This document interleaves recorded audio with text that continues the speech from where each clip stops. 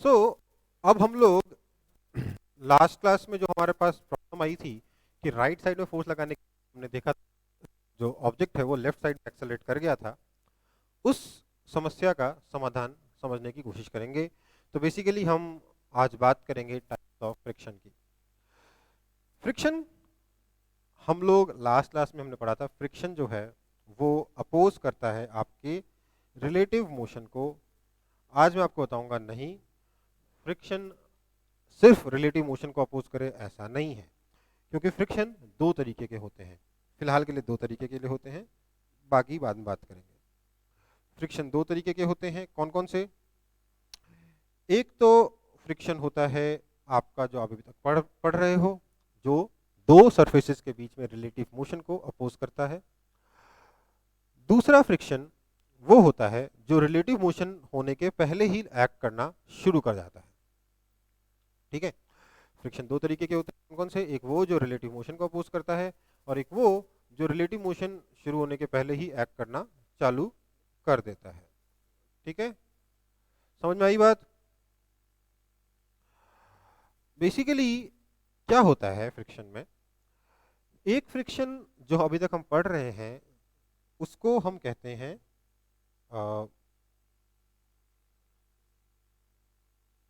Kinetic friction. Kinetic friction, इसका एक और नाम डायनामिक फ्रिक्शन भी है। ठीक है बेटा, एक तो फ्रिक्शन है काइनेटिक फ्रिक्शन और एक है डायनामिक फ्रिक्शन, मतलब उसी का नाम है डायनामिक फ्रिक्शन। दूसरे फ्रिक्शन का टाइप होता है स्टैटिक फ्रिक्शन। काइनेटिक फ्रिक्शन कब लगता है? काइनेटिक फ्रिक्शन तब लगता है जब when there is actual relative motion between the surfaces. Kinetic friction या डायनामिक फ्रिक्शन तब लगता है जब दो सरफेसेस सही में एक दूसरे के रिस्पेक्ट में मूव कर रहे हो, उनके बीच में एक्चुअल में रिलेटिव मोशन हो, तो उस रिलेटिव मोशन को अपोज करने के लिए ये काइनेटिक फ्रिक्शन एक्ट करता है। ठीक है, पर जो दूसरा वाला फ्रिक्शन है स्टैटिक फ्रिक्शन, ये इससे एक स्टेप आगे है। काइनेटिक फ्रिक्शन ने बोला कि मैं दो ऑब्जेक्ट्स को के बीच में रिलेटिव मोशन नहीं आने दूंगा। काइनेटिक फ्रिक्शन ने क्या कहा कि मैं दो ऑब्जेक्ट्स के बीच में रिलेटिव मोशन नहीं आने दूंगा, दो ऑब्जेक्ट्स नहीं, दो सरफेसेस के बीच में रिलेटिव मोशन नहीं आने दूंगा। कहने का मतलब ये है कि अगर ये सरफेस के ऊपर दूसरा एक ब्लॉक रखा हुआ है और ये ब्लॉक मूव कर रहा है वेलोसिटी v से, तो आपका जो काइनेटिक फ्रिक्शन है वो कहता है कि मैं मेरा इस नीचे वाला जो फ्लोर वाला मेरा जो फ्लोर का सरफेस है और ब्लॉक का जो सरफेस है, उनके बीच में रिलेटिव मोशन हो रहा है, वो दोनों सरफेसेस एक दूसरे के ऊपर रगड़ रहे हैं, है ना, रगड़ रहे हैं। तो इस रगड़ने को वो अपोज करेगा, इस रिलेटिव मोशन को वो अपोज करेगा, आपका काइनेटिक फ्रिक्शन। लेकिन जो दूसरा फ्रिक्शन है स्टैटिक फ्रिक्शन, ये उससे पहले ही एक्ट करना शुरू हो जाता है। ये क्या करता है? It opposes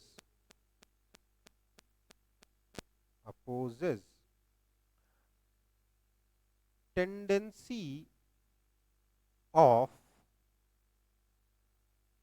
relative motion between surfaces। ये सरफेसेस के बीच में जो रिलेटिव मोशन की टेंडेंसी होगी उसको भी अपोज करेगा। टेंडेंसी का मतलब क्या है? टेंडेंसी का मतलब यह है कि रिलेटिव मोशन की चाहत, दो सरफेसेस के बीच में रिलेटिव मोशन की अगर चाहत है तो फ्रिक्शन एक्ट करना शुरू कर देगा। रिलेटिव मोशन शुरू हुआ हो उससे मतलब नहीं है, इस रिलेटिव मोशन की इच्छा हुई, फ्रिक्शन लगना चालू। चाहत का मतलब समझिए, यहां पे यूं समझ लीजिए कि ये जो स्टैटिक फ्रिक्शन है ये मोशन शुरू होने के पहले ही लगता है। एक बार मोशन शुरू हो गया तो काइनेटिक फ्रिक्शन लगेगा, एक बार रिलेटिव मोशन शुरू हो गया तो काइनेटिक फ्रिक्शन लगेगा। और स्टैटिक फ्रिक्शन कब लगेगा? रिलेटिव मोशन शुरू होने के पहले ही लग जाएगा। तो इसको कैसे पता चलेगा कि मुझे एक्ट करना है? ये कैसे एक्ट करेगा?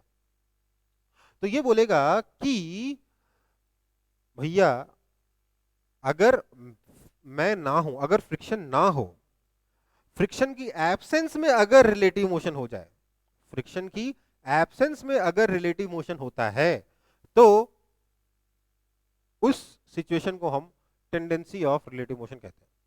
और ये जो स्टैटिक फ्रिक्शन है उस टेंडेंसी ऑफ रिलेटिव मोशन को अपोज करता है। जब तक एग्जांपल नहीं देखेंगे तब तक समझ में नहीं आएगा।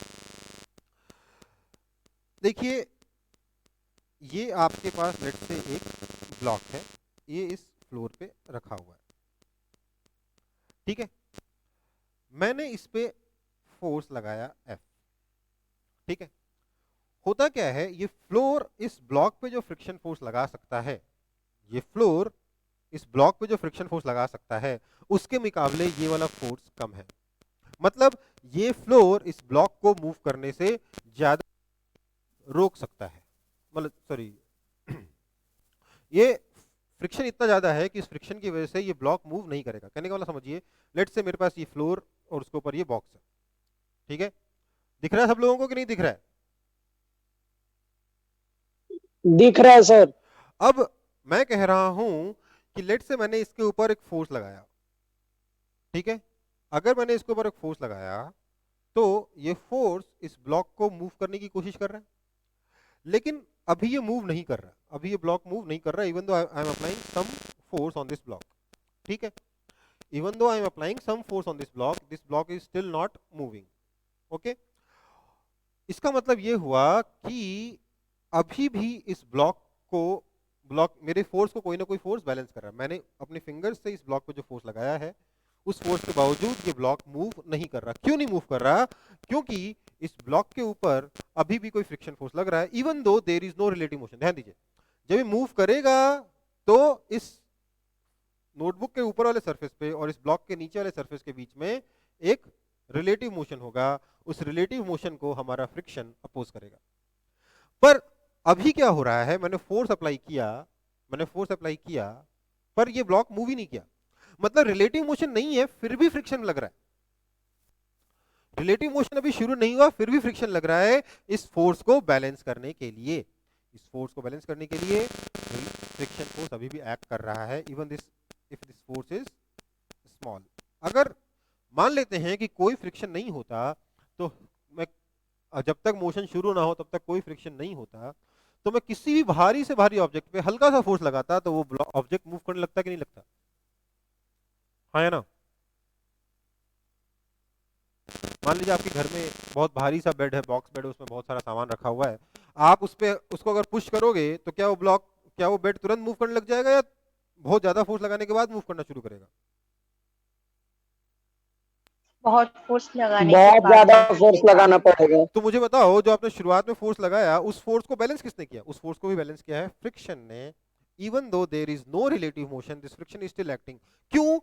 क्योंकि फ्रिक्शन ने कहा भाई अगर मैं एक्ट नहीं करूंगा तो ये बेड जो है मूव कर जाएगा, ये ब्लॉक जो है मूव कर जाएगा, so let's start acting right now. हम इसके मूव करने का वेट क्यों करें, हमें पहले इस ब्लॉक को मूव करने की चाहत को ही खत्म कर देना चाहिए। हम इस ब्लॉक के मूव करने की चाहत को ही खत्म कर देंगे, हम उसके टेंडेंसी को ही खत्म कर देंगे, हम रिलेटिव मोशन का वेट नहीं करेंगे, उससे पहले ही एक्ट करना शुरू कर देंगे। ये हमारे फ्रिक्शन ने कहा। तो जब हमने फोर्स लगाया इस पे आगे, तो फ्रिक्शन फोर्स पीछे लग गया। ये फ्रिक्शन फोर्स कितना लगा? ये फ्रिक्शन फोर्स लगा आपके फोर्स F के बराबर।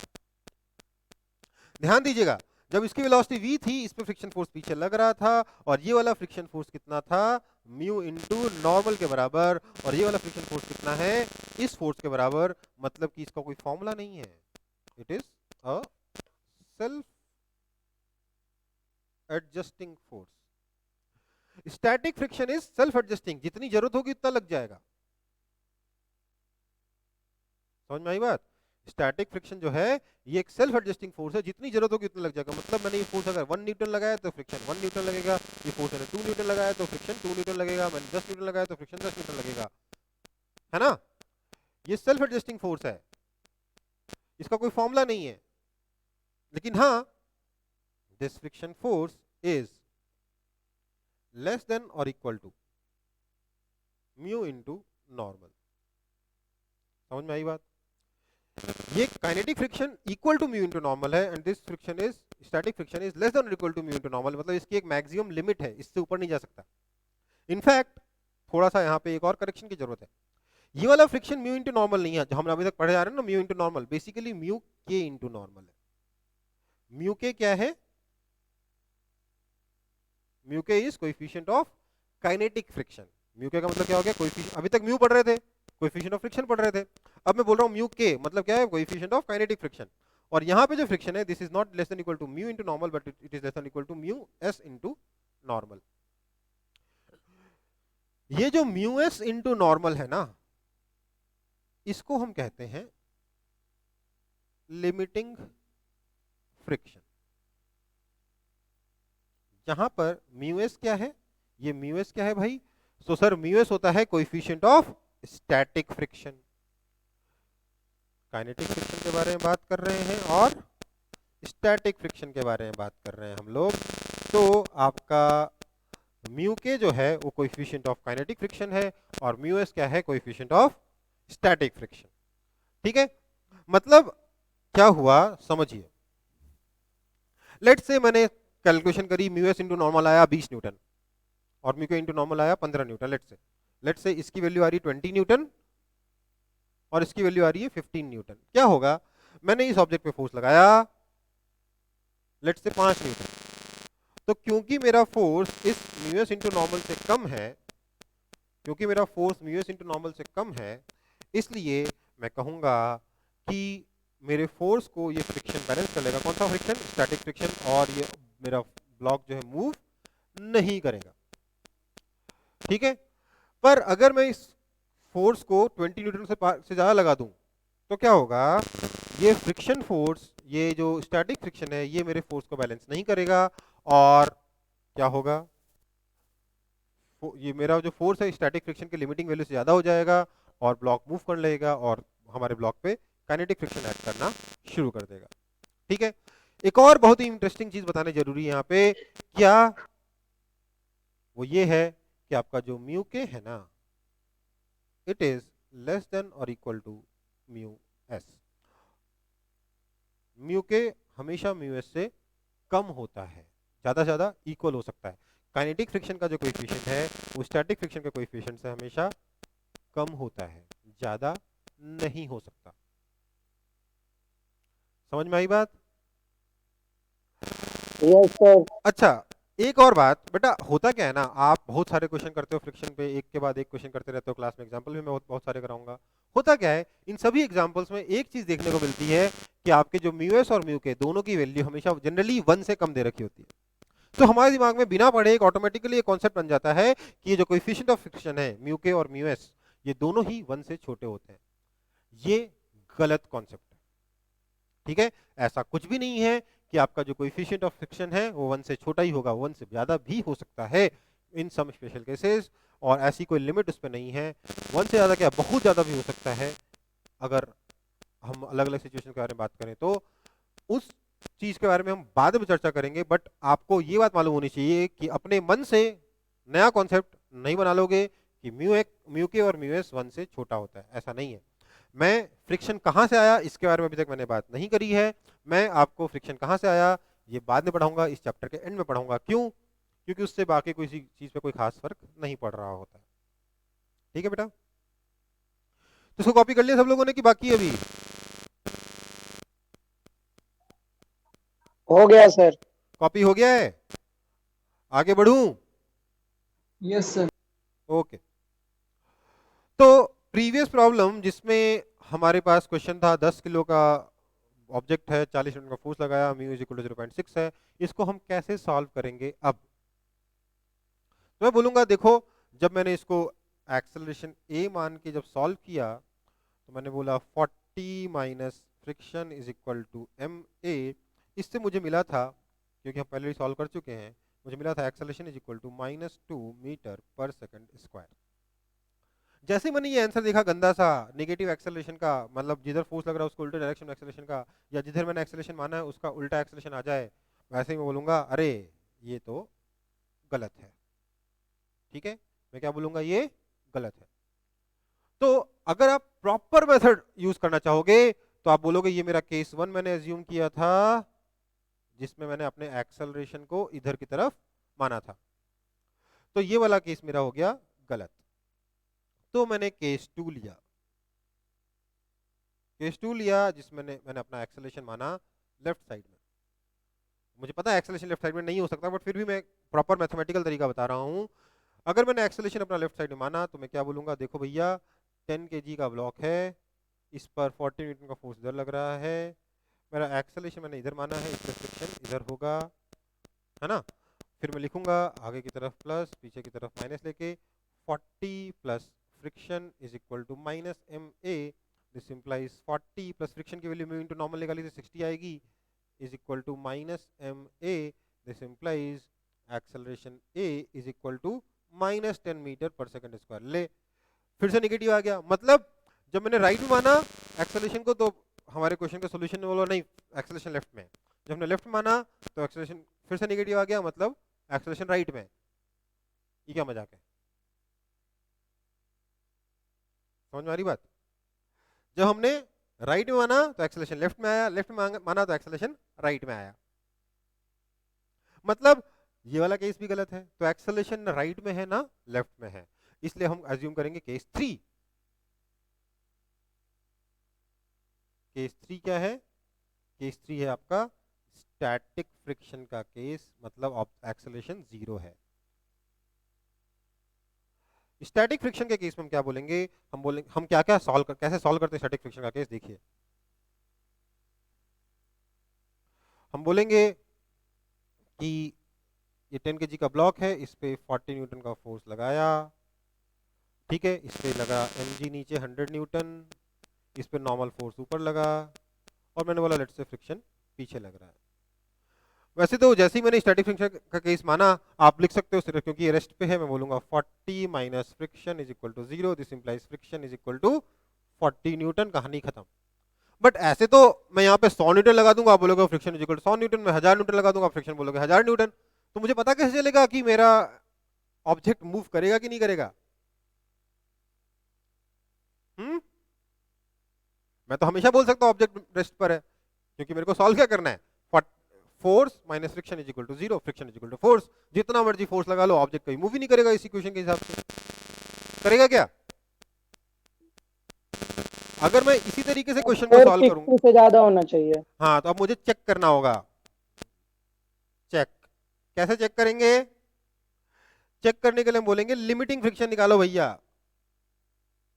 लिमिटिंग फ्रिक्शन कितना है, तो फ्रिक्शन की लिमिटिंग वैल्यू कितनी होती है, mu into normal, that is equal to 0.6 into 100, that is equal to 60 Newton.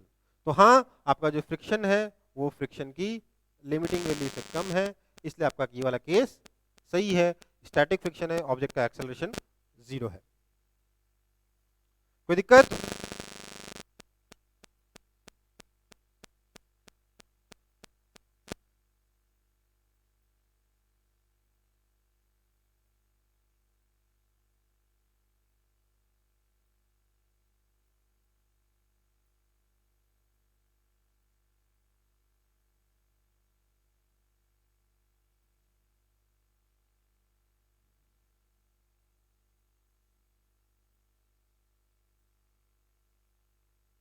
कोई दिक्कत है किसी को।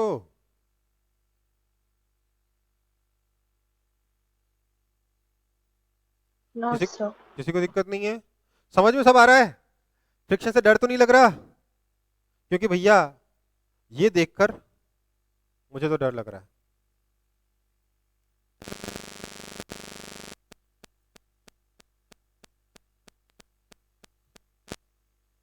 सर यहाँ पर एफ कॉपी हो गया, इस क्वेश्चन में F equals to m a वाला फॉर्मूला कॉपी हो गया, पहले बताओ।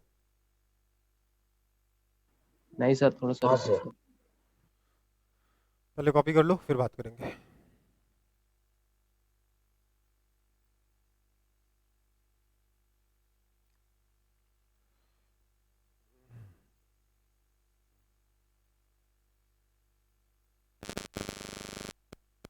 Sir noted. Noted, okay.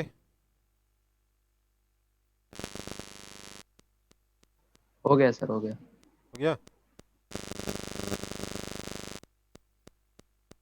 ठीक है। तो भैया ये सॉल्यूशन देखकर आपको पता नहीं, मैं तो और ज्यादा कंफ्यूज हो गया हूं। क्यों कंफ्यूज हो गया हूं? अब मुझे समझ नहीं आ रहा भैया, मुझे कैसे पता चलेगा कि कब स्टैटिक फ्रिक्शन लगेगा और कब काइनेटिक फ्रिक्शन लगेगा। When to use kinetic friction and when static friction. ठीक है, ये मेरे को कंफ्यूजन हो रहा है और मेरी हालत कुछ ऐसी है। डर लग रहा है, क्यों? क्योंकि मैं सोच रहा हूं कि भाई क्या मुझे हर क्वेश्चन 3-3 बार सॉल्व करना पड़ेगा? एक बार राइट में एक्सेलेरेशन मानो, एक बार लेफ्ट में एक्सेलेरेशन मानो, फिर रेस्ट पे मानो। ऐसे थोड़ा सॉल्व करते हैं क्वेश्चन, ऐसा करते हैं क्या यार? क्या हर क्वेश्चन 3 बार सॉल्व करोगे? No sir. नहीं सर। और अगर अगर 2 ब्लॉक्स है तो 3 केस पहले वाले के, 3 केस दूसरे वाले के, 3 × 3 9 केस बन जाएंगे। कैसे? देखो, block A, block B, block A right में जा रहा है, ब्लॉक बी लेफ्ट में जा रहा है, ब्लॉक ए राइट में जा रहा है, ब्लॉक बी राइट में जा रहा है, ब्लॉक ए राइट में जा रहा है, ब्लॉक बी रेस्ट पर है। ए के एक केस के करस्पॉन्डिंग बी के 3 केस, जैसे 9 केस बन जाएंगे। भैया मेरे को पढ़ना ही नहीं ऐसा चैप्टर, फिजिक्स ही बेकार है अगर ऐसे चैप्टर पढ़ाती है तो। हाँ या ना? हाँ या ना? हाँ सर। ऐसा करना है क्या? नहीं करना है सर। देखो भाई, ऐसा ही करना होता है, लेकिन थोड़ी समझदारी से। आपको डिफरेंट केसेस एज्यूम करके ही क्वेश्चन सॉल्व करना पड़ेगा। लेकिन हाँ, you can be smart, you can have some more practice, you can understand friction better, and then you can जज कि कौन सा केस सही में फीजिबल है। ये जो 9 केसेस है, 9 के 9 थोड़ा ना फीजिबल हो जाएंगे। जैसे पिछले वाले क्वेश्चन में मैंने क्या कराया, आपको 3 केसेस सॉल्व कराया। अब पहले से पता ना, केस 2 तो पॉसिबल ही नहीं है। पता है कि नहीं पता?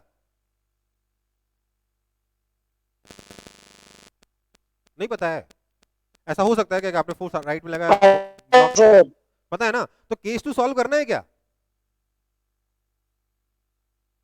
नहीं करना है। नहीं नहीं करना, सर। है ना? तो थोड़ी सी अगर आप समझदारी रखोगे, थोड़ा सा मतलब अक्ल लगाओगे, तो आपके नंबर ऑफ केसेस को आप ड्रास्टिकली रिड्यूस कर सकते हो। जो 9 है ना, जनरली आपको 2 या 3 केस सॉल्व करने पड़ेंगे, जहां आपको 9 केसेस दिख रहे हैं। ठीक है, 3 केसेस तो मैं सॉल्व कर सकता हूँ, 9 केसेस तो मैं एक क्वेश्चन के लिए सॉल्व नहीं कर सकता। तो इसके लिए बहुत जरूरी है कि हम फ्रिक्शन के नेचर को समझें, फ्रिक्शन के बिहेवियर को समझें। ठीक है, फ्रिक्शन कैसे बिहेव करता है इसको हम समझें। हालांकि मैं इसके बारे में बात पहले ही थोड़ी देर पहले कर चुका हूं, बट फिर भी मैं दोबारा से डिटेल में इसके बारे में चर्चा करूंगा। आप इमेजिन करिए, घर में आपने कभी फर्नीचर मूव किया हो, तो किया है कि नहीं किया कभी? ये है सर। दिवाली की सफाई में मम्मी ने बोला बेटा सोफा खिसका दे या बेड खिसका दी, तो फिर भी सोफा खिसका रहे हैं। हमारी मम्मियां तो, मुझे नहीं पता आप लोगों की मम्मियां क्या करती हैं, हमारी मम्मियां तो हर दिवाली के टाइम पे पूरा बेड खिसकवाती थी। कि दिवाली के टाइम पे क्या पता नहीं साल में कितनी बार खिसकाती थी, दिवाली के टाइम पे स्पेशल, कि भैया एक एक, अब तो एक एक कोना में एक एक धूल, और मतलब क्या क्या साफ करेंगे पता नहीं। तो जो भी है, क्या होता था उसमें, मम्मी मेरे को बोलती थी कि बेटा ये बेड खिसका दे, सफाई करेंगे। मतलब ओके, धक्का लगाया, बेड खिसक गया, मम्मी ने सफाई कर दी। ये आसान काम है। अब इसका अगला काम मुश्किल है, बेटा बेड को दोबारा से अपनी जगह पे खिसका के लगा दे। ठीक है मम्मी, मम्मी देख रही है, मम्मी को बेड चाहिए था इस पोजीशन पर। ठीक है, मैंने इस पे फोर्स लगाया, सर यहां पे था, मम्मी को एग्जैक्टली ये वाला जो पॉइंट है यहां तक पहुंचाना है, या ठीक है, तो मैंने फोर्स लगाया, तो एक बार में मैं खिसकाकर इसको यहां तक ले आया। मम्मी ने बोला बेटा थोड़ा सा और, तो मैंने बोला अच्छा एकदम जरा सा और, बोला कितना और, तो 1 सेंटीमीटर और खिसकाना। बोला ठीक है अम्मा 1 सेंटीमीटर खिसका देते हैं। मैंने फोर्स लगाया इस पे हल्का सा, मैंने इस पे हल्का फोर्स लगाया, ये नहीं मूव किया। क्यों नहीं मूव किया तो मुझे बताएगा? मेरे हल्के से फोर्स लगाने पे क्यों मूव नहीं कर रहा है मेरा बेड? क्योंकि लिमिटिंग फ्रिक्शन ज्यादा है। कौन सा फ्रिक्शन लग रहा है, स्टैटिक की काइनेटिक? स्टैटिक। Static. तो मैंने फोर्स लगाया, तो क्या हुआ, ये जो बक्सा है या जो बेड है, मेरे फोर्स लगाने से ये बेड नहीं खिसक रहा, यहाँ नहीं, बक्सा आगे पहुंच चुका है ना, नहीं खिसक रहा। मैं अपना फोर्स धीरे धीरे बढ़ा रहा हूँ। मैंने पहले 1 न्यूटन लगाया, फिर 2 न्यूटन लगाया, फिर 3 न्यूटन लगाया, फिर 4 न्यूटन लगाया, फिर 5 न्यूटन लगाया, फिर 6 न्यूटन लगाया, फिर 10, 20, 25, 50, 60 न्यूटन नहीं खिसका। पर हुआ क्या, उसके बाद जैसे मैंने 61 न्यूटन फोर्स लगाया करके थोड़ा ये ज्यादा आगे चला जाता। मतलब ये यहां आने की बजाय खिसक के यहां आ गया। ऐसा होता है कि नहीं होता? एकदम से झटके होता है से। सर। ये क्यों हो रहा है सर? ये क्यों हो रहा है? क्योंकि समझो, मान लेते हैं इसका जो वेट है वो 10 kg है, तो नॉर्मल फोर्स कितना हो जाएगा? जी को 10 ले रहा हूं मैं, नॉर्मल फोर्स हो जाएगा 100 न्यूटन, क्योंकि मैं फोर्स हॉरिजॉन्टल लगा रहा हूं अपना फोर्स, तो है ना? हाँ या ना? हाँ या ना? चलो एक काम करते हैं, इसको थोड़ा सा अच्छे से समझाता हूं।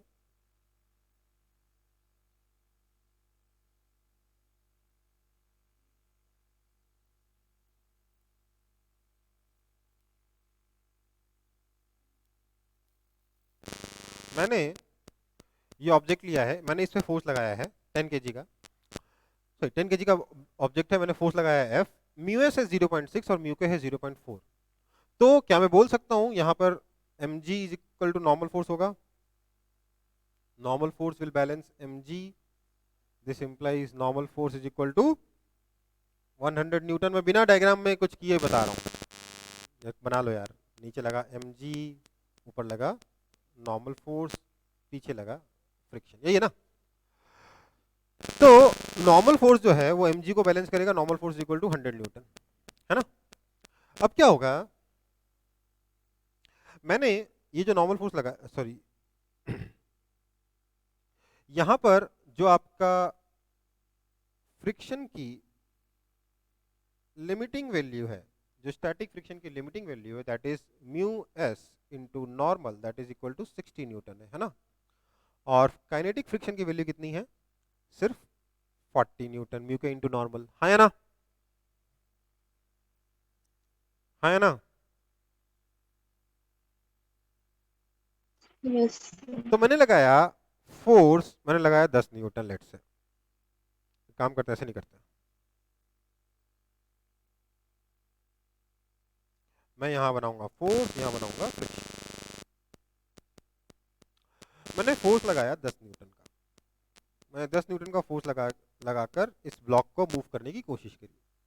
तो क्या होगा, फ्रिक्शन मेरे 10 न्यूटन को बैलेंस कर देगा, क्योंकि ये मेरा जो फोर्स है वो लिमिटिंग फ्रिक्शन से कम है, फ्रिक्शन को ओवरकम करने के लिए सफिशिएंट नहीं है, तो फ्रिक्शन भी मेरे 10 न्यूटन को बैलेंस कर देगा और ये ब्लॉक मूव नहीं करेगा। समझ में आ रही बात?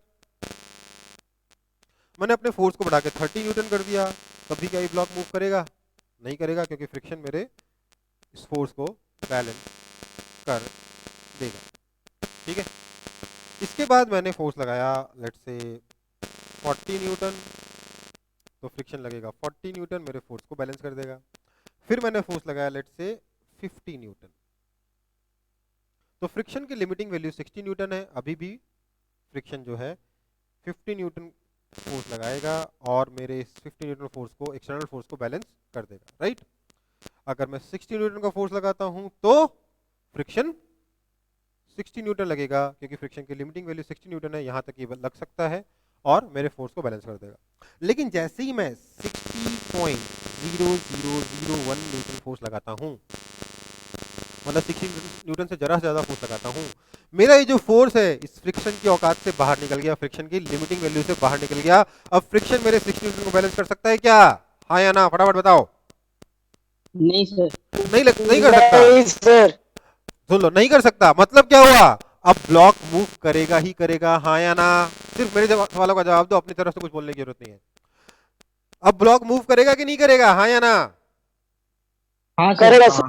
सर। जैसे ही ब्लॉक मूव करा, करेगा। ध्यान दीजिए बेटा, जैसे ही ब्लॉक मूव करा, फ्रिक्शन कौन सा, स्टैटिक की काइनेटिक? काइनेटिक। काइनेटिक। तो सडनली आपका जो फ्रिक्शन है वो 60 न्यूटन से घट के तुरंत 40 न्यूटन हो जाएगा, क्योंकि काइनेटिक फ्रिक्शन कितना है, 40 न्यूटन। हाँ या ना? हाँ सर। यस तो क्या हुआ, हाँ सर। तो क्या हुआ, मेरे इस जैसे ही मैंने 60 न्यूटन का फोर्स लगाया, वैसे ही फ्रिक्शन सडनली घट के 40 न्यूटन हो गया और 20 न्यूटन का फोर्स एक्सेस हो गया, जिसकी वजह से ये सोफा सडनली एक्सेलरेट करके आगे चला गया। समझ में आ रही बात? समझ में आ रही बात? और मैं इसको खिसकाना चाहता था, 1 सेंटीमीटर खिसक गया 5 सेंटीमीटर, फिर वापस उल्टा एडजस्ट करने में मेहनत होती कि नहीं होती किसी फंड?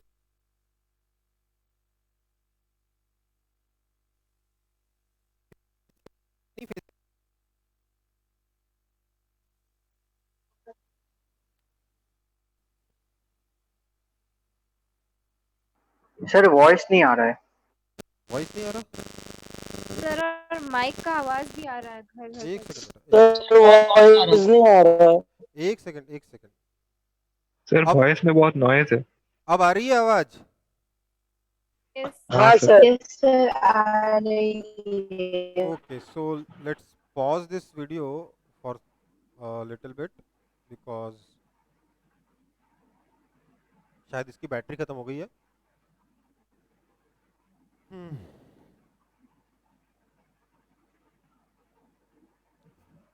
गौतम दा, गौतम कहाँ गया? बस बैटरी चाहिए थी।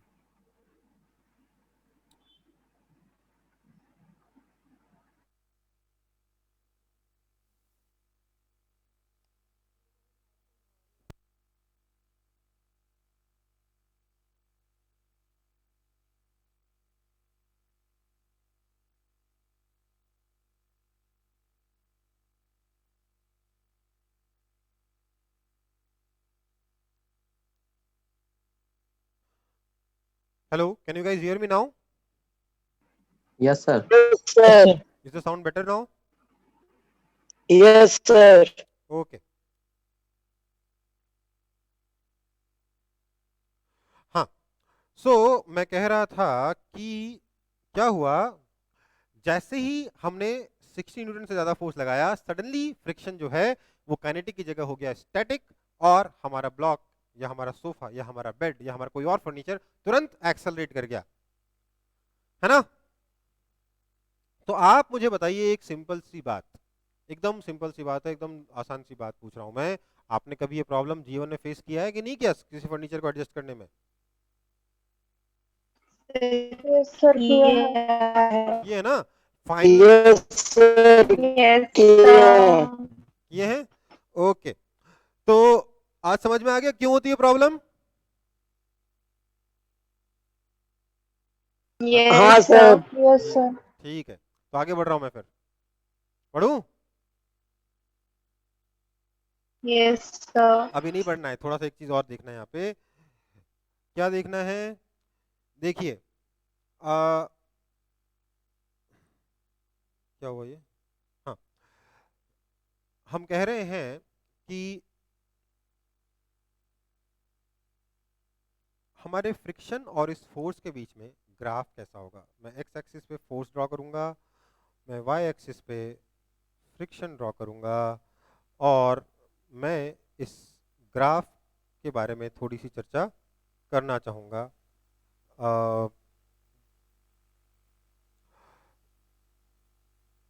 मैं बोलूँगा कि मेरे फोर्स के ऊपर ये फ्रिक्शन कैसे डिपेंड करेगा।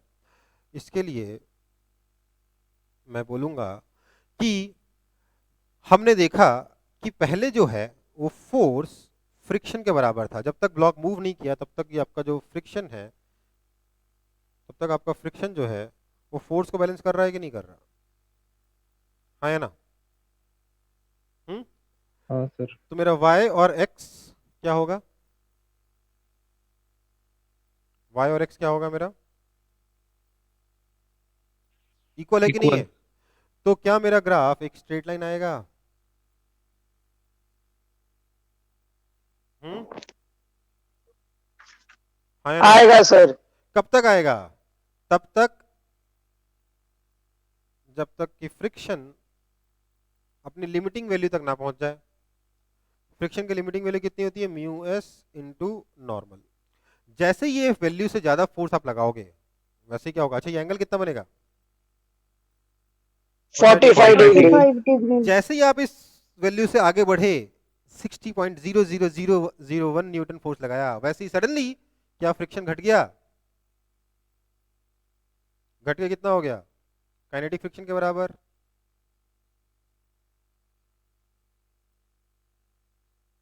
हाँ या ना? Yes sir. तो फटाक से ये वाला ग्राफ ड्रॉ कर लो। इसको अंग्रेजी में क्या बोलते हैं? यहाँ पे एक किंक बना। क्या बना? किंक बना। सडनली सडन चेंज होना ना, तो किंक कहते हैं अंग्रेजी में। कोई खास काम का नहीं है, बट कभी क्वेश्चन में लिखा हो तो कंफ्यूज मत होना।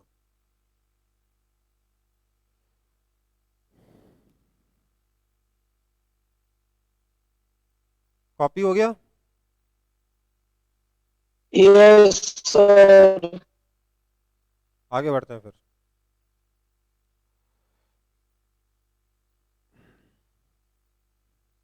इस क्वेश्चन को फटाक से सॉल्व करके मुझे बताइए।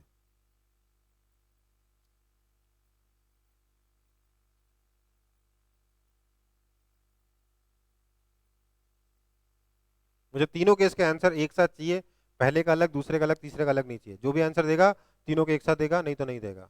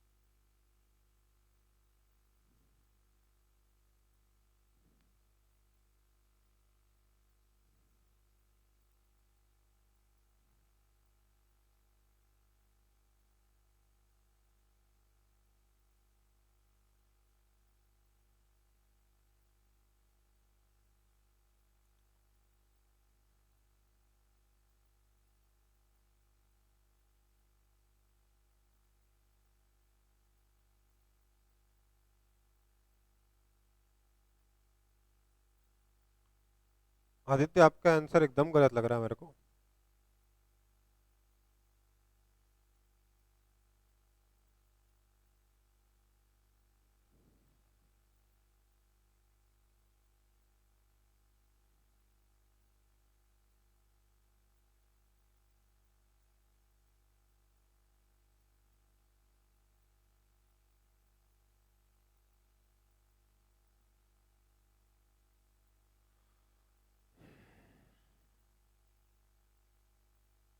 जल्दी बताओ, नींद आ जाएगी मेरे को ऐसे।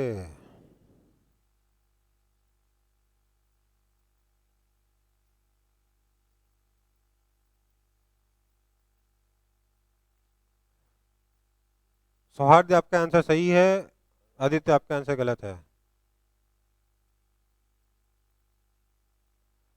देखो भाई, क्वेश्चन का जो आंसर होगा मैं पहले बता दे रहा हूँ बिना कोई कैलकुलेशन के। क्यों? क्वेश्चन काफी आसान है। ओरल कैलकुलेशन हो सकती है, दिमाग के अंदर कैलकुलेशन हो सकती है इतनी। इसका आंसर होगा 3, इसका आंसर होगा 0, इसका आंसर भी होगा 0। ठीक है? अच्छा, ये थर्ड पार्ट है, सेकंड पार्ट नहीं है, ये थर्ड पार्ट। ठीक है? तो कैसे होगा ये आंसर 3, 0 और 0? इसको अभी समझते हैं तुरंत। हम देखिए, जब भी आपके पास ये एक से ज्यादा केसेस वाले क्वेश्चन हो, खासतौर से अलग अलग फोर्सेज लग रहे हैं, अलग अलग केसेस के बारे में पूछा जा रहा है कि इस केस में बताओ कितना होगा, इस केस में बताओ कितना होगा। इन केसेस में समझदारी इस चीज में है कि आप पहले, अगर नॉर्मल फोर्स हर केस में चेंज नहीं हो रहा है, अगर नॉर्मल फोर्स हर केस में सेम है, तो आप पहले नॉर्मल फोर्स निकाल कर और फ्रिक्शन की लिमिटिंग वैल्यू निकाल कर और काइनेटिक फ्रिक्शन की वैल्यू निकाल कर बैठ जाइए। ठीक है? तो मैंने बोला इस पे फोर्सेस क्या क्या लगेंगे। इस पे नीचे फोर्स लगेगा mg, मतलब कि 100 न्यूटन। इस पे ऊपर फोर्स लगेगा नॉर्मल फोर्स। इस पे पीछे फ्रिक्शन फोर्स लगेगा F। ठीक है? मैं फॉरवर्ड डायरेक्शन को x और वर्टिकली अपवर्ड डायरेक्शन को y बोलूंगा, तो मैं बोल पाऊंगा कि, क्या बोल पाऊंगा, मैं बोलूंगा y डायरेक्शन का यूज करते हुए normal is equal to mg is equal to 100 newton. और क्योंकि मेरे पास नॉर्मल आ गया, मैं बता सकता हूँ फ्रिक्शन की काइनेटिक वैल्यू कितनी हो जाएगी। काइनेटिक फ्रिक्शन की वैल्यू हो जाएगी mu k into normal, that is equal to 50 newton. और स्टैटिक फ्रिक्शन की वैल्यू हो जाएगी mu s into normal, sorry गलत बोल रहा हूँ, ये स्टैटिक फ्रिक्शन की वैल्यू नहीं है, लिमिटिंग फ्रिक्शन की वैल्यू है आपकी mu s into normal, that is equal to 60 newton. ये हमारे सबसे काम का डेटा है, इसको हम लोग अपने पास अलग अलग हर पार्ट में यूज करेंगे। अब अगर मैं फर्स्ट पार्ट सॉल्व करूं, तो फर्स्ट पार्ट में अगर मैं एक्स डायरेक्शन के लिए बात करूंगा, तो एक्स डायरेक्शन में आप देख सकते हो ये जो फोर्स है ये फ्रिक्शन को की लिमिटिंग वैल्यू को ओवरकम कर जाएगा, इसलिए लिखेंगे 80 माइनस 60, सॉरी गलत बोल गए, 60 नहीं आएगा ना, क्योंकि लिमिटिंग फ्रिक्शन की को ओवरकम कर चुका है, इसलिए अब लिमिटिंग फ्रिक्शन नहीं लगेगा, अब स्टैटिक फ्रिक्शन नहीं लगेगा, अब काइनेटिक फ्रिक्शन लगेगा।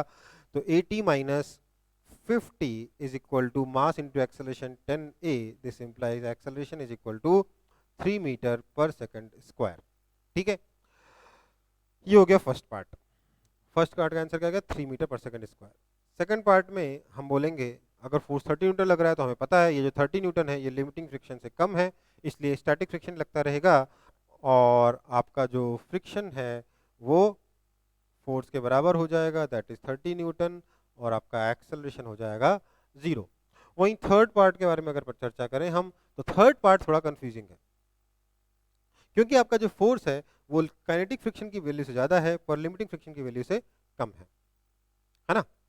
काइनेटिक फ्रिक्शन की वैल्यू ज्यादा है पर लिमिटिंग फ्रिक्शन की वैल्यू से कम है।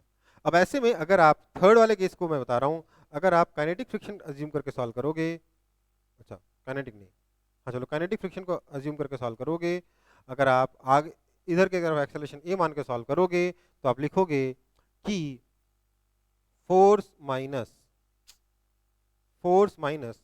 आपका friction is equal to mass into acceleration, और क्योंकि काइनेटिक फ्रिक्शन आपने अज्यूम किया है, फ्रिक्शन की काइनेटिक वैल्यू 50 न्यूटन, तो आपका हो जाएगा 55 minus 50 is equal to 10a, this implies आपका एक्सेलरेशन आ जाएगा 0.5 मीटर पर सेकंड स्क्वायर। ये पॉजिटिव आया, आपको लगेगा एकदम सही है, बट असलियत में ये बिल्कुल गलत है, क्योंकि आपका ध्यान दीजिएगा जो मैंने आपको पहले तरीका बताया था ना कि अगर एक्सेलरेशन पॉजिटिव आए तो ठीक है, नहीं तो फिर गलत है, वो तरीका यहाँ पे गलत हो गया। क्यों गलत हो गया, क्योंकि अगर आप काइनेटिक की जगह स्टैटिक फ्रिक्शन भी एज्यूम कर लोगे थर्ड केस में, तो स्टैटिक फ्रिक्शन एज्यूम करके आप सॉल्व करोगे तो क्या लिखोगे, आपका force minus friction is equal to 0, this implies friction is equal to force is equal to 55 newton, so this is less than limiting friction.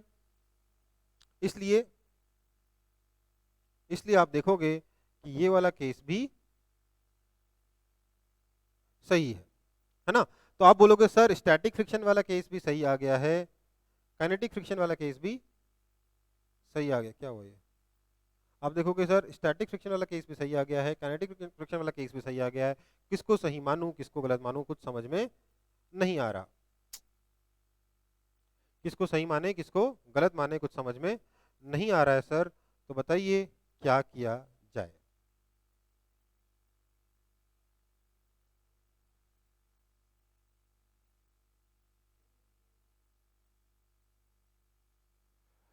समझ में आया, मैं जिस भी केस को मान रहा हूं, थर्ड वाले पार्ट में, क्वेश्चन के थर्ड पार्ट में मेरा स्टैटिक फ्रिक्शन वाला केस भी सही हो जा रहा है और मेरा काइनेटिक फ्रिक्शन वाला केस भी सही हो जा रहा है, तो मैं किस केस को सही मानूं किसको गलत मानूं, क्योंकि ऐसा तो हो नहीं सकता कि ऑब्जेक्ट रेस्ट पे भी है और एक्सेलरेट भी कर रहा है। मेरा काइनेटिक फ्रिक्शन वाला केस भी एकदम सही आंसर दे रहा है, स्टैटिक फ्रिक्शन वाला केस भी एकदम सही आंसर दे रहा है, कौन सा सही है कौन सा गलत है, मतलब ये काइनेटिक फ्रिक्शन भी एग्री कर रहा है मेरे आंसर से, स्टैटिक फ्रिक्शन भी एग्री कर रहा है मेरे आंसर से। अगर मैं एक्सेलरेशन को 0 मानता हूं तब भी बोल रहा है हाँ सही है, अगर एक्सेलरेशन को मैं 0 नहीं मानूं और एक्सेलरेशन की वैल्यू निकालूं तो वो वैल्यू भी 0.5 मीटर पर सेकंड स्क्वायर मतलब कि पॉजिटिव आ जा रही है। अब मैं किसको सही मानूं किसको गलत मानूं, मैं बहुत बड़ी मुसीबत में फंस गया। तो ऐसे में हम क्या करेंगे मैं आपको बताता हूं। अभी थोड़ी देर पहले बताया था ना सोफे वाला एग्जांपल, आप फोर्स लगा रहे हो, आपका फोर्स काइनेटिक फ्रिक्शन से ज्यादा हो गया था, तब भी आपका सोफा मूव नहीं किया था, तब तक मूव नहीं किया था जब तक आपका फोर्स लिमिटिंग फ्रिक्शन से ज्यादा ना हो जाए। यही था ना? हाँ या ना? हाँ सर। तो यहां पर भी आपको उसी तरीके से देखना होगा कि यार काइनेटिक फ्रिक्शन वाला केस सही आ रहा है, उसको सॉल्व करता हूं तो आंसर आ जा रहा है पॉजिटिव, बट फिर भी ये फोर्स सफिशिएंट नहीं है कि आपके लिमिटिंग फ्रिक्शन को ओवरकम कर पाए, इसलिए ब्लॉक मूव करना शुरू ही नहीं करेगा, तो काइनेटिक फ्रिक्शन लगेगा ही नहीं, तो आपका स्टैटिक फ्रिक्शन वाला केस ही सही होगा ना? हाँ या ना? इसलिए हाँ सर। थर्ड केस में आपका एक्सेलरेशन आएगा 0। ठीक है, फर्स्ट केस में 3, सेकंड केस में 0, थर्ड केस में भी 0। समझ में आ रही बात? Yes sir. ओके, आगे बढ़ूं?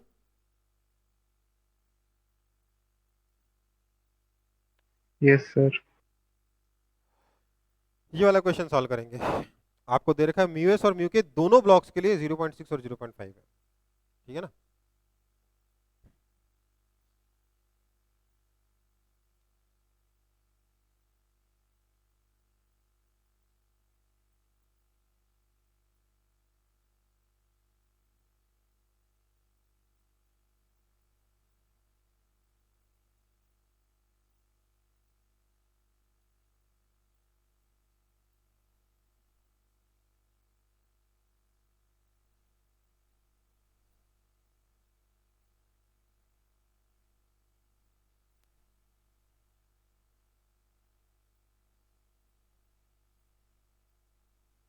हाँ सर। सर दोनों ब्लॉक का एक्सेलरेशन निकालना है। हाँ,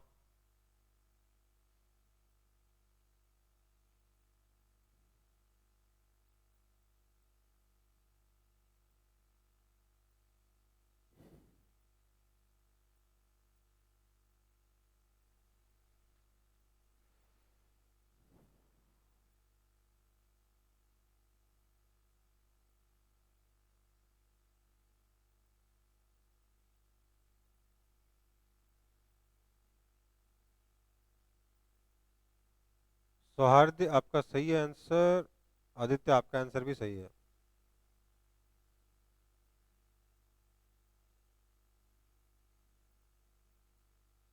इसको सॉल्व करने के लिए मैं क्या करूंगा, इसको एक सिस्टम मान लूंगा।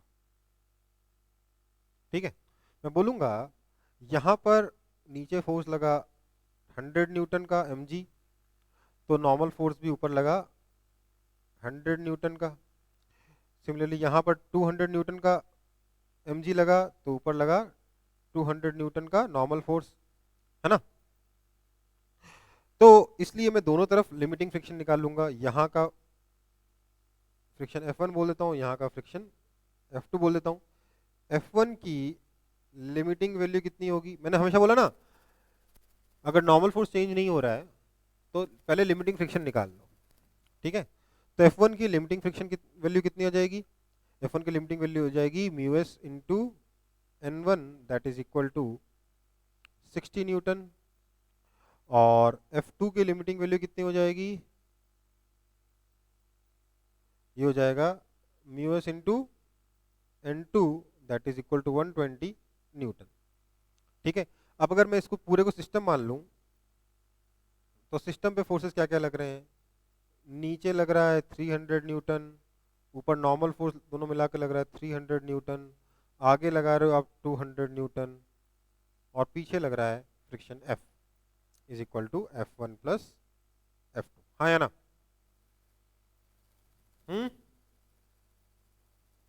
यही हो रहा है ना? Yes sir. अब देखो F1 जो है 60 न्यूटन से कम है, F2 जो है 120 न्यूटन से कम है, इसलिए दोनों का सम F1 60 से कम है, F2 120 से कम है, इसलिए दोनों का सम 180 न्यूटन से कम है। हाँ या ना? हाँ या ना? Yes sir. हाँ सर। भाई आपके फिजिक्स में ज्यादा से ज्यादा 100 नंबर आ सकते हैं, केमिस्ट्री में ज्यादा से ज्यादा 200 नंबर आ सकते हैं, तो सॉरी फिजिक्स में ज़्यादा से ज़्यादा 60 नंबर आ सकते हैं, केमिस्ट्री में ज़्यादा से ज़्यादा 120 नंबर आ सकते हैं, तो टोटल ज़्यादा से ज़्यादा आ सकते हैं 180, उससे ज़्यादा थोड़ा ना आ सकते हैं। तो आपका ये जो 200 यस सर, ये जो 200 न्यूटन का फोर्स है ये 180 न्यूटन से बड़ा है, इसलिए friction will not be sufficient to stop. 200 is greater than 180, so friction is not sufficient. This implies what will act? Kinetic friction will act. So now let's find out कि kinetic friction कितना हो जाएगा। Therefore F1 is equal to 0.5 into 100, 50 Newton. F2 is equal to 0.5 into 200, 100 Newton, है ना। तो आपका जो system है उस पर क्या लगा, आगे की तरफ 200, पीछे की तरफ F1 प्लस F2 150, इसका एक्सेलरेशन है a, तो हम लिखेंगे 200 minus 50, 200 minus 150 is equal to mass कितना है 30 a, आपका एक्सेलरेशन आ जाएगा 5/3 मीटर पर सेकंड स्क्वायर। कोई दिक्कत है किसी को?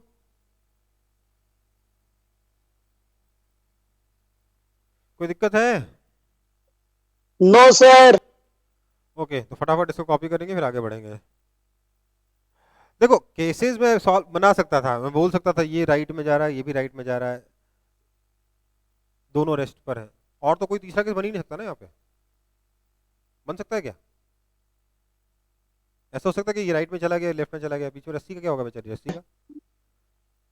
तो बेसिकली यहाँ पे दो ही टूट केसेस बन रहे जाएगा। हैं, यहाँ पे दो ही केसेस बन रहे हैं और मैंने वो दोनों केसेस सॉल्व किए हैं, बस थोड़ा स्मार्टली सॉल्व किया जिससे कैलकुलेशन थोड़ी कम करनी पड़े, और कुछ नहीं।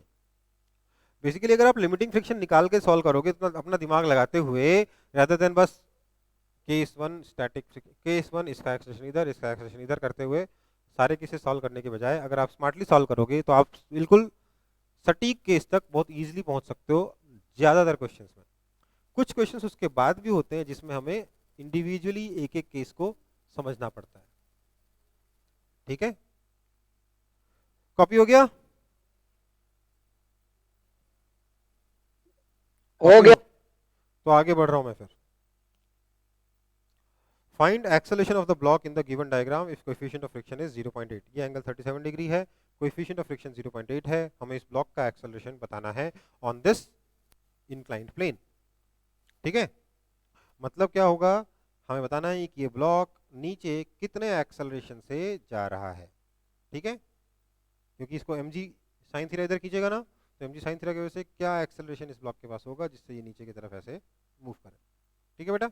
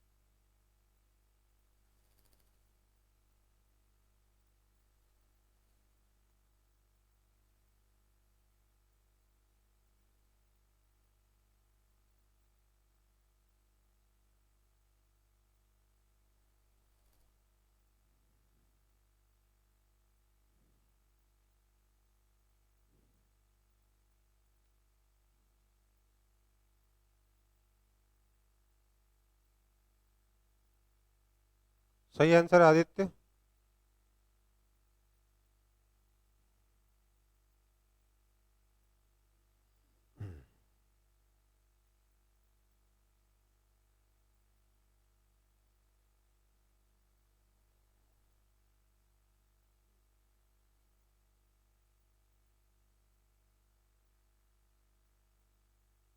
ये कमेंट में विनोद किसने टाइप किया है?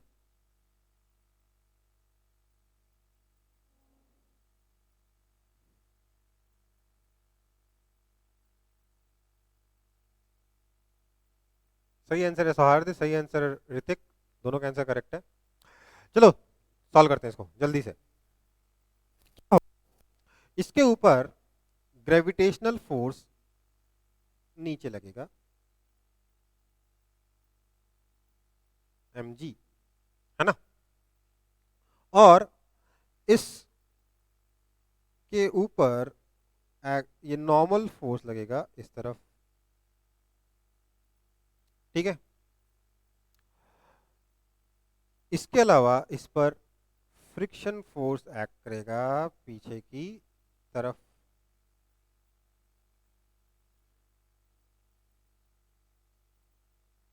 ठीक है बेटा, कोई दिक्कत इसमें? ये 3 फोर्सेस लगेंगे और इसका एक्सेलरेशन मुझे डाउनवर्ड डायरेक्शन में निकालना है, यही है ना क्वेश्चन?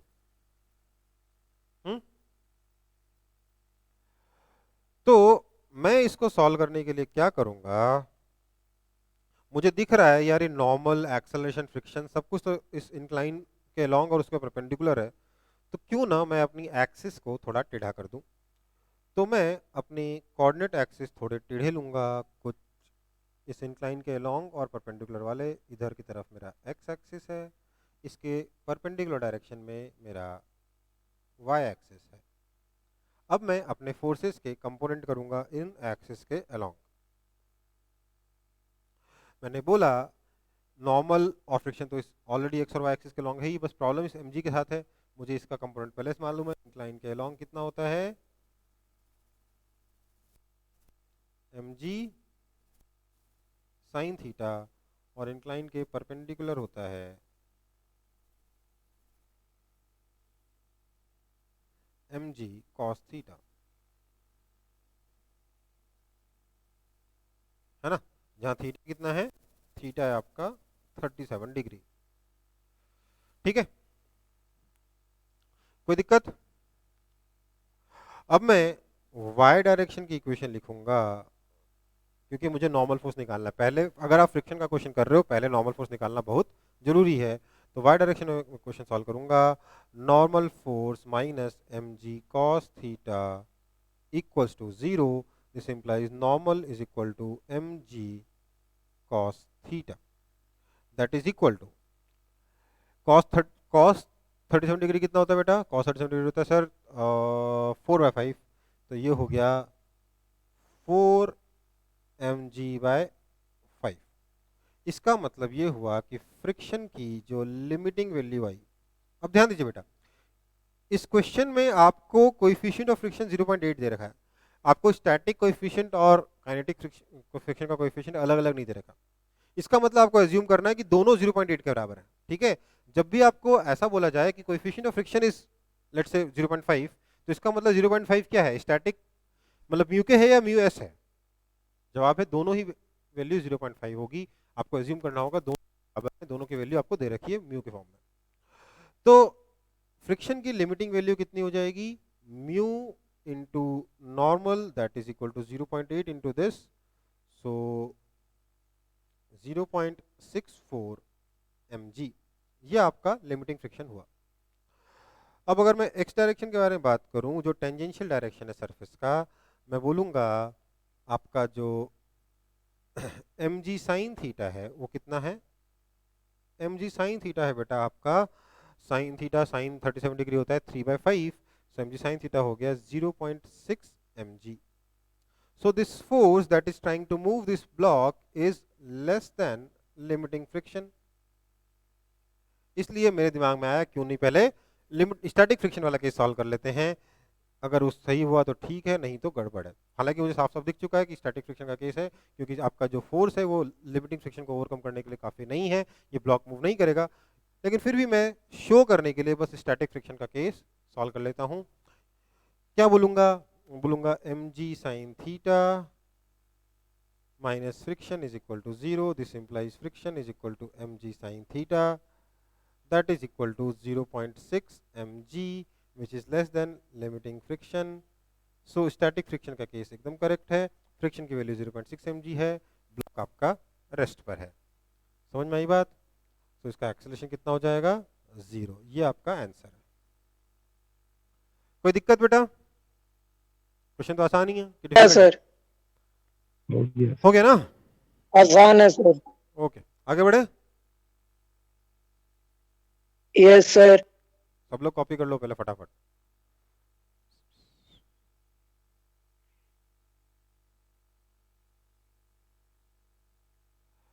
चैप्टर डिफिकल्ट है, इजी है या मजेदार है?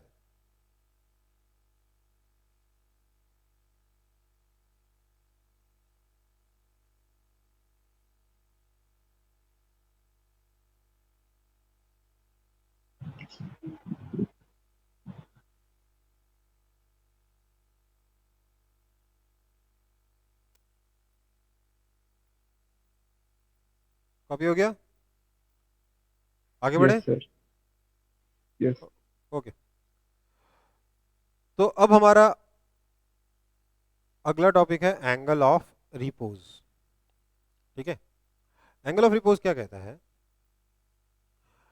उसको समझाने के लिए मैंने यहाँ पर एक डायग्राम बना रखा है जिसमें ये ब्लॉक इस इंक्लाइन के ऊपर है। ठीक है, मैं क्या कर रहा हूँ,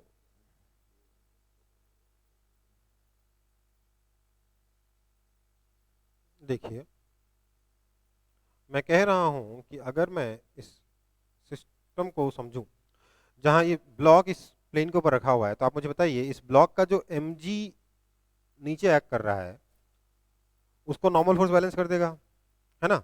तो क्या ये ब्लॉक आगे की तरफ स्लाइड करेगा या नहीं करेगा? नहीं करेगा। नहीं करेगा ना। इसको स्लाइड कराने के लिए मुझे क्या करना पड़ेगा? मैं चाहूंगा कि ये प्लेन जो है वो थोड़ा सा टेढ़ा हो जाए, हाँ या ना? Yes, sir. क्या मैं एकदम जरा 1 डिग्री का एंगल बनाऊंगा तो क्या ये ब्लॉक स्लाइड कर जाएगा? नहीं। 2 डिपेंड डिग्री पे करता है। नहीं, 3 डिग्री पे नहीं, 5 डिग्री पे नहीं, 10 डिग्री पे नहीं, लेकिन एक कोई ना कोई पर्टिकुलर एंगल ऐसा आएगा जब ये ब्लॉक स्लाइड कर जाएगा, हाँ या ना? हाँ सर। नहीं सर। Yes, sir. उसी एंगल को एंगल ऑफ रिपोज कहते हैं। प्रैक्टिकली आप इसे देख सकते हो एक्सपेरिमेंट में, बहुत ही आसान एक्सपेरिमेंट है, कुछ नहीं करना है। ये मेरे पास एक प्लेन है, ठीक है, इस प्लेन के ऊपर ये ब्लॉक रखा हुआ है। मैं क्या कर रहा हूँ, धीरे धीरे इस प्लेन को टेढ़ा करूंगा और एक पर्टिकुलर एंगल ऐसा आएगा जब ये ब्लॉक स्लाइड कर जाएगा। ठीक है, इस एंगल को हम क्या बोलते हैं? एंगल ऑफ रिपोज बोलते हैं। समझ में आई बात? हाँ या ना? हाँ सर। तो हाँ सर। एंगल ऑफ रिपोज कैसे निकालेंगे हम लोग? उसके लिए सबसे पहले वो एंगल एज्यूम तो कर लें। ये एंगल है अपना, लेट से थीटा। तो इस ब्लॉक पे क्या क्या फोर्स लगेगा? नीचे mg, इधर नॉर्मल। मैं डायरेक्टली कंपोनेंट कर दूं क्या?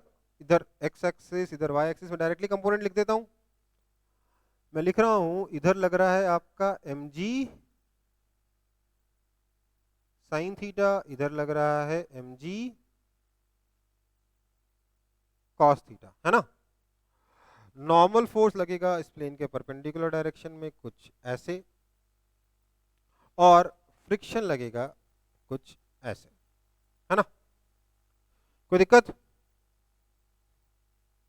मैं बोल रहा हूं ये ब्लॉक रेस्ट पर है। ब्लॉक एट रेस्ट का मतलब क्या है? मतलब कि मैं स्टैटिक फ्रिक्शन वाले केस की बात कर रहा हूं। मैं y डायरेक्शन का को पहले सॉल्व करूंगा, क्यों? क्योंकि मुझे नॉर्मल फोर्स निकालना है। सीधी सी बात है, y डायरेक्शन को सॉल्व करने से नॉर्मल फोर्स कितना आ जाएगा? mg cos थीटा के बराबर आ जाएगा। देखिए यार, मैं बार बार ये बच्चों वाली स्टेप्स कर रहा हूँ, क्यों? क्योंकि आप बच्चे हो, ठीक है? अब इसका मतलब ये हो जाएगा कि फ्रिक्शन जो है it is less than equal to mu into normal. This implies friction की जो लिमिटिंग वैल्यू है वो आएगी कितनी? म्यू mg cos थीटा, है ना? ये ब्लॉक रेस्ट पे है, मतलब कि for block to be at rest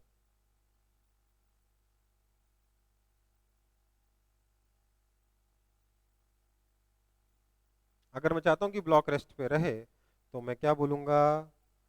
मैं बोलूंगा कि mg sin theta must be balanced by mu mg, sorry not mu mg cos theta but friction, है ना? mg sin थीटा अगर फ्रिक्शन बैलेंस करेगा तभी ब्लॉक रेस्ट पे रहेगा, हाँ या ना? दिस इंप्लाइज आपका जो एम जी साइन थीटा है it is less than equal to mu M G cos theta. M G ने एम जी को मार दिया, क्या बचा? tan theta is less than equal to mu.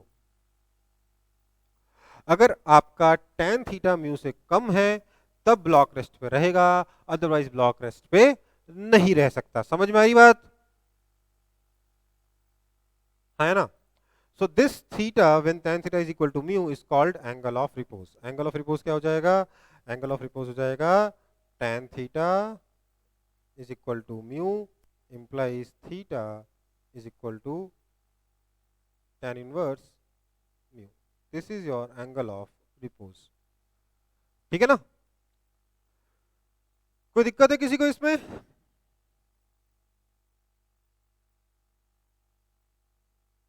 अगर हो तो बता दो।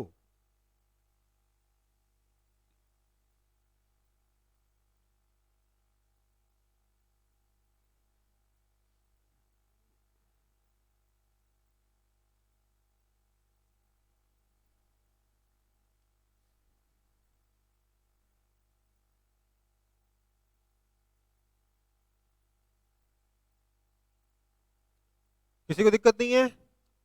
आगे बढ़ूं? Yes sir. नहीं है सर। सर ठीक है, तो आगे बढ़ रहा हूं मैं।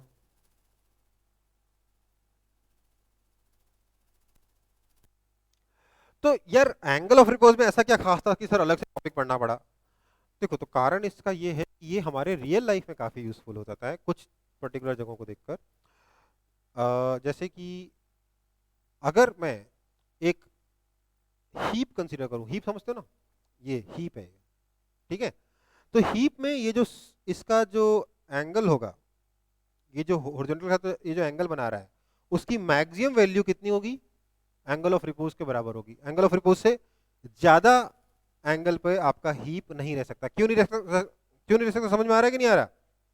क्योंकि अगर एंगल ऑफ रिपोज से ज्यादा एंगल पे ये हीप रहेगा तो ऊपर वाला जो ग्रेन्स है वो स्लाइड करके नीचे आ जाएंगे। हाँ या ना?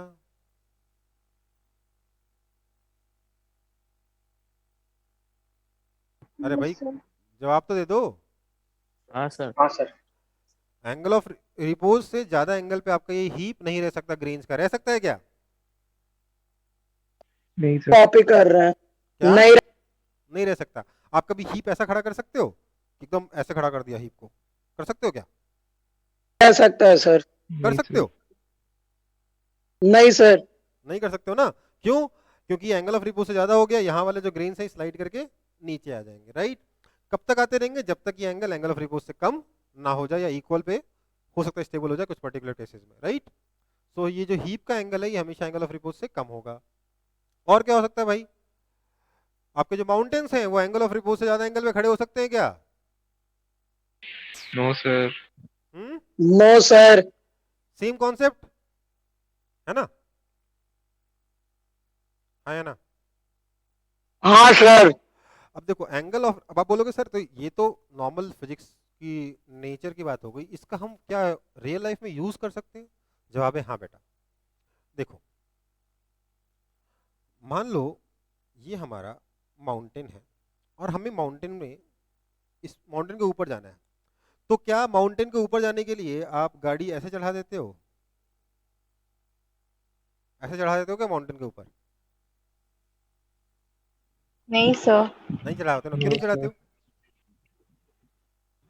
सर राउंड सर्कल करके जाते हैं। हाँ, सीधे क्यों नहीं जाते हैं? क्योंकि सीधे में ये एंगल बहुत ज्यादा है, ये जो एंगल थीटा है ये बहुत ज्यादा है, इतने थीटा पे आप गाड़ी चढ़ा नहीं पाओगे, है ना? तो हम क्या करते हैं, हम सेम हाइट कवर कर, हमको हाइट तो यही कवर करनी है यहाँ पहुंचने के लिए, लेकिन हम सेम हाइट कवर करने के लिए डिस्टेंस बढ़ा देते हैं जिससे हमारा ये जो एंगल है कम हो जाए। हम क्या करते हैं, हम गाड़ी को ऐसे लेके जाते हैं गोल गोल,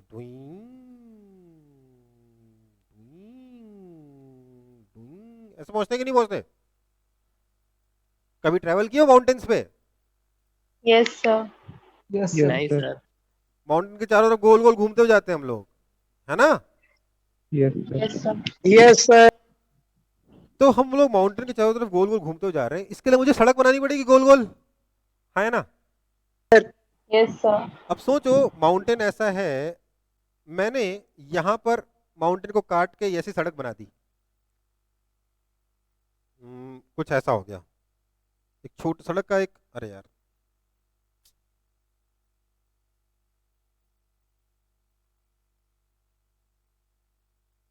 वेट करो बेटा,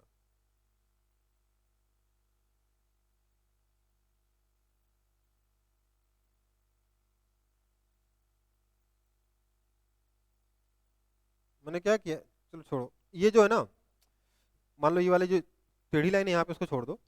मैंने यहाँ पे एक, क्या हो रहा है ये, मैंने यहाँ पर एक सड़क बना दी।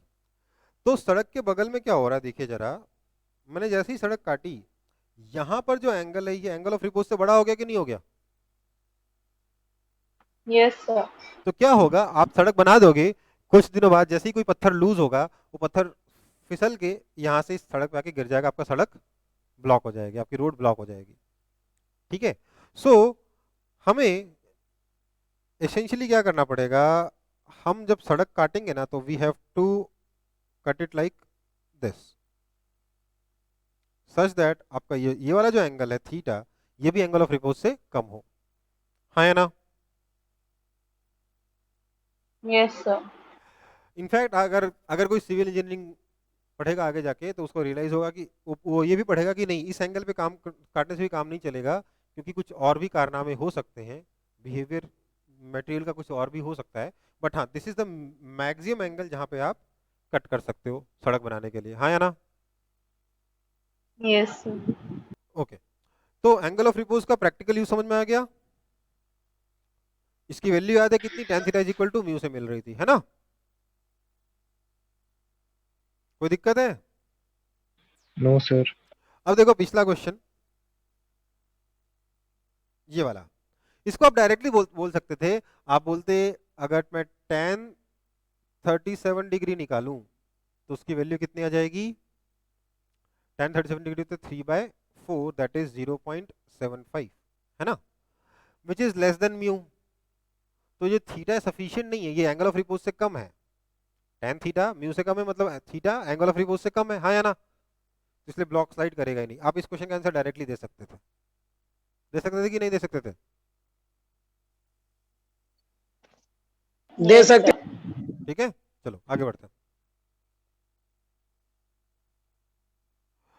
अब बात करते हैं एंगल ऑफ फ्रिक्शन की। इसके बारे में मैं ऑलरेडी लास्ट क्लास में चर्चा कर चुका हूं, पर इमेजिन करिए कि हमारे पास ये ब्लॉक है जो एक रफ सरफेस पर रखा हुआ है, कोएफिशिएंट ऑफ फ्रिक्शन म्यू है। हमने क्या किया, इस पर एक फोर्स लगाया आगे की तरफ। ये फोर्स आपके स्टैटिक फ्रिक्शन से, मतलब लिमिटिंग फ्रिक्शन से ज़्यादा भी हो सकता है, कम भी हो सकता है। ये ब्लॉक स्लाइड कर भी सकता है, नहीं भी कर सकता है, I am not worried about it. But इस वजह से क्या होगा, इस वजह से नहीं, इस पे ऊपर एक और फोर्स लग रहा होगा mg, और इन दोनों फोर्सेस की वजह से क्या होगा, ग्राउंड जो है इस पर एक नॉर्मल फोर्स ऊपर लगाएगा और फ्रिक्शन फोर्स पीछे लगाएगा। ठीक है, इन दोनों फोर्सेस का मैं रिजल्टेंट निकालूंगा, तो मैं देखूंगा कि ये मेरा रिएक्शन फोर्स है R, है ना। नॉर्मल फोर्स और रिएक्शन फोर्स के बीच में ये जो एंगल बन रहा है थीटा, दिख रहा है सब लोगों को कि नहीं दिख रहा है? थोड़ा कलर कंट्रास्ट कम हो गया है, दिख रहा है? दिख रहा है सर। ये जो एंगल थीटा है, this theta is called angle of friction. Theta is called angle of friction. ये थीटा निकालने के लिए मैं कह सकता हूं कि tan theta is equal to friction upon normal which is less than equal to mu into normal by normal which is less than equal to mu. So maximum angle of friction कितना आया, यह आया theta is equal to tan inverse mu के बराबर। ठीक है, ध्यान दीजिएगा बेटा, ये आंसर जो है, ये जो tan इनवर्स म्यू आया एंगल ऑफ फ्रिक्शन, ये आपका क्या नाम है, एंगल ऑफ रिपोज के बराबर आ रहा है, but that is just mathematics. इसके पीछे कोई फिजिक्स का लॉजिक नहीं है, इट्स जस्ट मैथमेटिक्स। कोई इसके पीछे रीजन में ढूंढने मत जाना कि सर ये एंगल ऑफ फ्रिक्शन और क्या नाम है, ये एंगल ऑफ फ्रिक्शन और एंगल ऑफ रिपोज इक्वल क्यों आ रहे हैं, इसके पीछे कोई फिजिकल लॉजिक नहीं है, सिर्फ मैथमेटिक्स है, सिर्फ कैलकुलेशन करके दो क्वेश्चन के अलग अलग क्वेश्चन के सेम आंसर आ गए हैं। ठीक है बेटा, कोई दिक्कत है इसमें?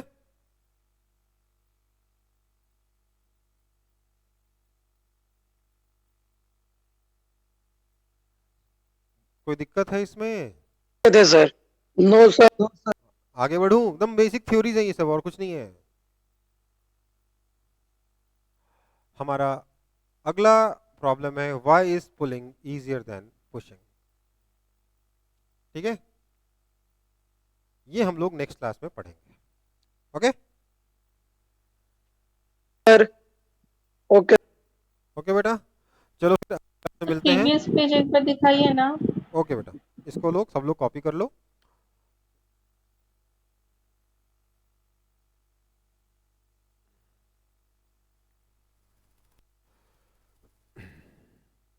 सर हो गया सर सर। टेस्ट हो गया? किसका है? कल टेस्ट क्या बेटा? सर कल टेस्ट किस चीज का है? बेटा अभी भी काइनेमेटिक्स होगा जब तक फ्रिक्शन खत्म नहीं हो जाए, और उसके बाद उसका अगला चैप्टर क्या नाम है, सर्कुलर मोशन खत्म ना हो जाए। सर्कुलर मोशन का फर्स्ट पार्ट, सर्कुलर मोशन भी मैं, सर्कुलर मोशन से पहले मैं वर्क पावर एनर्जी पढ़ाता हूँ क्या? तब तो काइनेमेटिक्स बहुत दिनों तक चलता रह जाएगा। अगले दो टेस्ट और काइनेमेटिक्स, उसके बाद फोर्स पे आएगा। ठीक है ना बेटा? ठीक है सर। Okay yes sir. चलिए।